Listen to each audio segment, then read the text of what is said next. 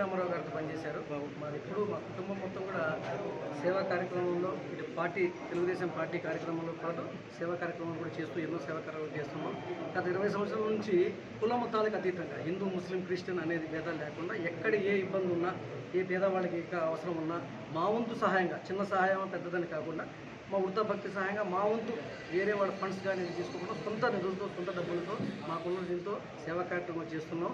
మా అధినేత నారా చంద్రబాబు నాయుడు గారి ఆశయం ఎప్పుడు కూడా మానవ సేవే మాధవ సేవ అని ఆయన ఎలా అయితే ప్రజలకు సేవ చేయాలని ఎలా అనుకుంటారో మా నాయకుడు కేసినేని శ్రీనివాస్ చిన్ని గారు ఆయన అసలు టికెట్ ఆశించకుండా ముందు మనకు కేసినేని ఫౌండేషన్స్ అని పెట్టి ఎన్నో లక్షల మందికి పిల్లలకు కానివ్వండి, ఎంతోమందికి మెడికల్ క్యాంపులు కానివ్వండి, చాలా ఆయనకి అన్న క్యాంటీన్లు అసలు అన్నం పెట్టాలనేది చాలా ఇది.